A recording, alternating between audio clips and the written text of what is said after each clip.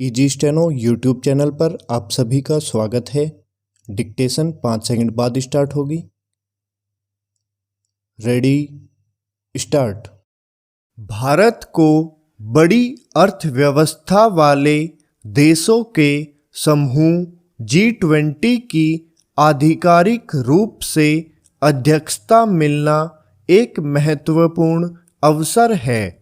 इस अवसर का जितना उपयोग भारत का अंतर्राष्ट्रीय कद बढ़ाने में किया जा सकता है, उतना ही विभिन्न समस्याओं पर विश्व समुदाय को एकजुट करने में भी।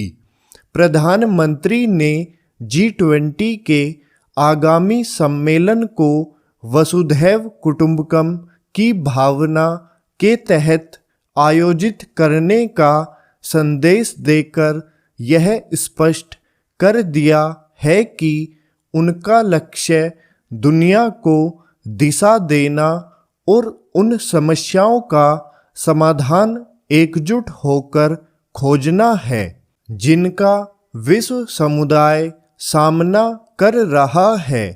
यह कठिन काम है, लेकिन पिछले कुछ समय में अंतर्राष्ट्रीय मंचों पर भारत की अहमियत बढ़ने के साथ जिस तरह प्रधानमंत्री नरेंद्र मोदी का कद बढ़ा है, उससे यह आशा की जा सकती है कि वह मंदी की ओर बढ़ती दुनिया के बीच आर्थिक सहयोग कायम करने, ऊर्जा संकट को हल करने और आतंकवाद से वास्तव में दृढ़ता से लड़ने में सदस्य देशों के बीच ठोस सहमति बनाने में सफल होंगे।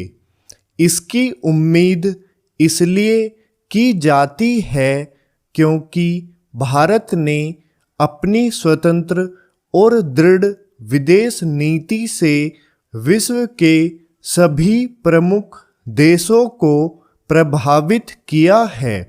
यूक्रेन युद्ध के चलते रूस और पश्चिमी देशों के बीच कायम तनातनी को यदि कोई देश खत्म कर सकता है तो वह भारत ही है।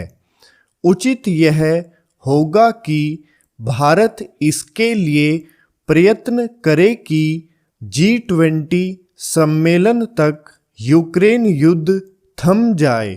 यह भारत के साथ विश्व समुदाय के भी हित में है।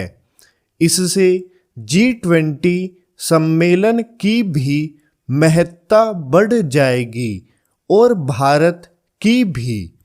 यह मानने के अच्छे भले कारण है कि G20 की अध्यक्षता देशवासियों को भारत के बढ़ते कद का आभास कराने में सहायक बनने के साथ उनमें गौरव की भावना का संचार करने का भी काम करेगी।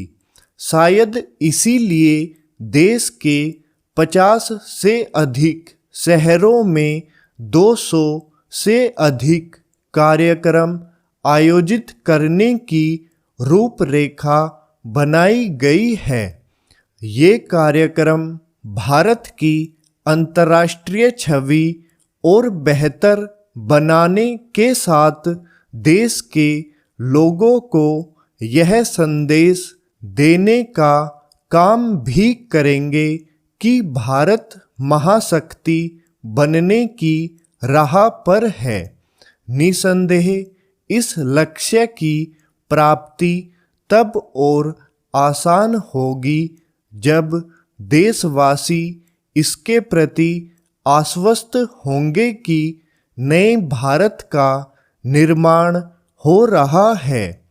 चूंकि यह स्पष्ट है कि G20 सम्मेलन को लेकर आयोजित होने वाले विभिन्न कार्यक्रम पर्यटन उद्योग को बल देने के साथ विश्व के प्रमुख देशों को भारतीय उत्पादों से परिचित कराने का भी काम करेंगे।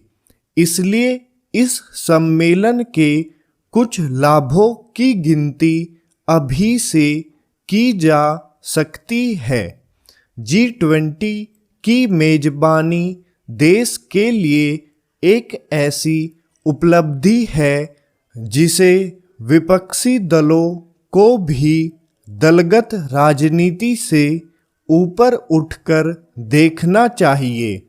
इसलिए और भी क्योंकि विदेश नीति से जुड़े विषय दल विशेष के नहीं बल्कि समूचे देश के होते हैं। स्टॉप।